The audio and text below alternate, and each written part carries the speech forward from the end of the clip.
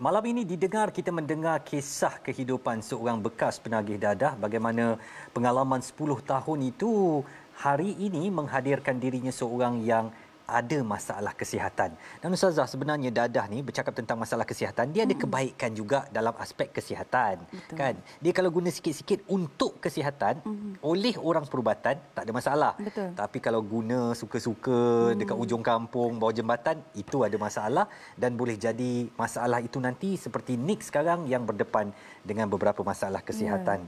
Dan kami bersama dengan seorang lagi tetamu. Saya nak memperkenalkan Tuan Raja Azizan Suhaimi Raja Abdul Latif. Beliau adalah Setiausaha Agung di Malaysian Substance Abuse Council. Assalamualaikum Tuan. Waalaikumsalam. Terima kasih kerana bersama dengan dengar. Dan mungkin saya nak Tuan ulas sedikitlah bahawa dadah ni sekarang dalam Malaysia sudah ada permintaan juga supaya dibenarkan untuk kegunaan perubatan, ya. Itu mungkin menghadirkan satu persepsi, tengok perubatan boleh, takkanlah kita nak sikit-sikit, tak boleh kan. Macam mana agaknya kalau ada yang terfikir macam tu, Tuan nak betulkan pemikiran tu? Ya. Kalau nak cerita pasal dadah ni, Andy William kata apa? Where do I begin? Di mana nak mula kan? Sebab apa? Isu dadah ni kompleks. Betul, dan luas. Jadi bila kompleks dan kepahaman diberi pada awalan lagi dah silap. Saya bagi contoh, ya, masa perangi dadah habis-habisan. Kan, kita penagih dadah ni dilabel sebagai bangkai menyawa. Betul. Zombie. Mayat hidup. Jadi masyarakat tengok tu dah takut dah. Tapi yang mereka lupa yang ini ada penyakit kronik yang mudah berulang. Brain disease yang mudah berulang. Saya heran kenapa pengguna dadah ni dia dilabel begitu teruk, tidak sama macam orang yang ambil arak. Ketagih alkohol. Yes. Orang yang ambil alkohol, tak apa, ada kelas pula. Kalau minum Martell, ada kelas ini, VIP punya label kan. Tapi penagih dadah ni dihina sebab apa? Daripada awal perangi dadah habis-habisan tu, labeling tu dah merosakkan. Jadi bila saya kata where do I begin, ni banyak benda perkara. Tapi yang sedihnya, saya bagi contoh lah. Kalau kita pergi highway dulu, zaman saya muda, bayar dekat tol, dekat Wek Chun tu bayar duit kan. Kemudiannya, dah ada touch and go. Evolution is there. Betul. Kemudian, Smart kita tag. pakai smart tag. Kan? Sekarang dah RFID. Ya? Tapi, bila isu dadah ni, isu yang merabitkan ramai orang Islam, nombor satunya, 89% tau. Tak ada evolution. Kita masih menggunakan akta dadah membahaya tahun 52. Zaman kolonial dulu. Apakah ia sesuai sekarang? Dan akta rawatan dan pemulihan tu tahun 83. Izzuan lahir belum 83? 3 tahun. 3 tahun. Tengok. Itu digunakan. Kenapa tidak ada evolution? Jenis dadah zaman dulu, dia panggil traditional drugs atau opiate base, berbeza dengan penagihan kimia atau penggunaan yang sekarang ni, yang sintetik ni. Betul. Tapi kenapa pendekatan tu kita tak ubah? Pasal dalam akta tu mengatakan pengguna dadah ini adalah penjenayah. Itu dah membunuh semua dah. Maknanya saya ada kes-kes yang budak kolej, kebetulan satu hari dia berkumpul basking, ada pula seorang ambil ganja, pas-pas, nak seronok, ambil. Kebetulan ada operasi. Habis semua kena charge court, habis rekod kena buang kolej. Tak ada beasiswa, tak ada apa dah. Apa jadi pada mereka? Kerja tak dapat, masuk belajar tak boleh. Bila pergi kerja 3 bulan je vetting dengan KDN, kerja habis. Jadi itu yang kita rasa terlampau sedih. Sebab apa? Selagi kita tidak menganggap penagihan ini adalah satu penyakit kronik yang mudah berulang, selagi itulah perangi dadah habisan ini tak berjaya. Pengalaman Tuan Raja dalam banyak-banyak untuk membantu mereka keluar kan daripada masalah ni, kepompong ini, apa agaknya pengalaman yang sangat-sangat baik, bagus untuk diteruskan? Dia yang sebenarnya self-contentment, kepuasan diri itu. Saya cerita satu insiden lah, di mana saya kata sampai mati saya akan buat kerja ni. Kenapa? Satu hari saya tengah sibuk kat pejabat, masa itu arwah Dim Rambo hidup lagi. Aznil masa itu jadi duta kita masa dekat rumah Nur Salam Cokit tu. Jadi dia telefon, ada satu anak pendidik saya lah. Dia telefon, dia kata, "Bang, nak jumpa sekejap." Kata, "Maaflah, aku tengah sibuk sangat ni."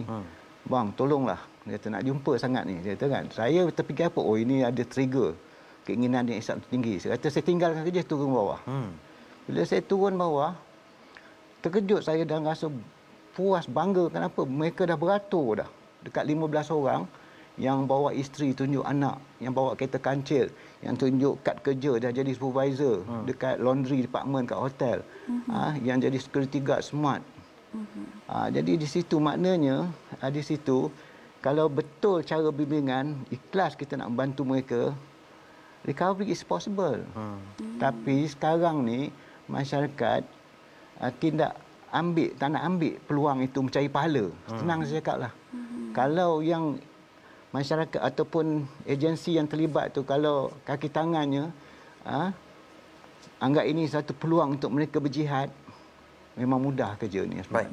Dan Nick, bagaimana anda berdepan dengan masyarakat yang menghukum hari ini, penerimaan masyarakat kepada anda sebagai seorang bekas penagih? Penerimaan dengan masyarakat memang berbeza. Walaupun masa zaman penagihan dengan sekarang ni agak sama, tapi lebih kepada positif. Masyarakat macam contoh keluarga saya sendiri, first yang mereka tak percaya, saya tak boleh berubah apa semua. Tapi bila dah ada sekarang ni diri saya sendiri, alhamdulillah dapat kepercayaan masyarakat yang paling dekat dengan saya lagi. Adik-beradik ayah saya, adik-beradik mak saya dapat kepercayaan sikit-sikit. Tapi dengan masyarakat memang agak susah untuk dapatkan sebab dia orang dah ada stigma bahawa penagih ni tak akan berubah sampai bila-bila. Kita tak boleh nak menghukum. Kalau kita betul-betul nak bantu penagih, bagilah mereka peluang. Kita perlukan peluang. Bukan perlukan stigma masyarakat nak menjatuhkan lagi. Memang masyarakat tu sekarang ni memang susah sikit untuk dapatkan kepercayaan. Yang paling rapat yang dapat kepercayaan dengan keluarga ataupun ahli keluarga yang lain. Dan Tuan Raja, kalau boleh saya nak tahu berapa peratusan kembali menagih dadah setelah pemulihan? Apakah tinggi ataupun rendah? Tinggi. Sebab apa? Izwan kena faham ya. Tidak ada satu modul atau modaliti, satu kaedah yang sesuai untuk semua penagih. Yang kita buat sekarang ni, kita tangkap muat. Kita masuk mana di satu tempat, kita bagi dia satu program. Jadi mungkin yang keluar 10 orang dia berjaya pasal apa, itu suit dia. Yang kena dengan program tu. Yang 90 ni tak sesuai. Jadi nak mencari itu bukan kerja yang mudah. Kaedah dia lain, lain penagih lain. Yes, lain. Itu masalah dia. Kita pun kekangan kepakaran, dan kita pula ada yang nak membantu, kadang-kadang kita tak nak bagi peluang dia berbantu. Itu yang jadi isu sekarang. Dan mungkin dalam siaran nasional kita pada malam ini, Tuan Raja nak meminta supaya aspek ini dinilai. Apatah lagi kalau kita lihat Nick, mungkin ini berlaku di kampung, tapi sekarang ada penagihan elit juga. Yang berlaku di apartmen dalam kelompok tertutup, hanya mereka yang tahu demi keseronokan. Jadi diversity itu telah begitu menular. Ada yang dari desa, ada yang di bandar, ada yang elit. Bagaimana agaknya mungkin aspek pemulihan ini boleh dihalusi lagi oleh pihak kerajaan supaya boleh cater kepada semua lapisan? Yes, kalau Izzuan tengok sekarang ni dipanggil camp sex. Camp sex ni, men sex men ni, dia akan berkumpul hari Jumaat petang, dia berkumpul ramai-ramai. Dia orang hisap dadah, lepas tu dia orang buat seks sama-sama jenis-sejenis lah. Itu yang kumpulan yang mengerikan kita, pasal kadar HIV sekarang yang suntik heroin dah turun mendadak. Tetapi jangkitan HIV naik begitu tinggi daripada yang camp sex ni, yang men sex men ni. Jadi kita memang risau. Cuma kepakaran yang sebenarnya ada pada Kementerian Kesihatan.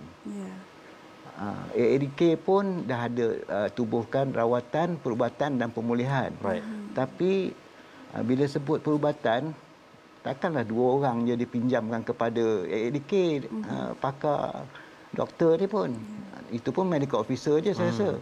Jadi tak cukup. Boleh diperkemaskan lagi. Patutnya KKM dengan AADK ni kena cari jalan supaya mereka boleh bekerjasama. Sebab jenis sintetik ni, dia akan ada haru biru otak.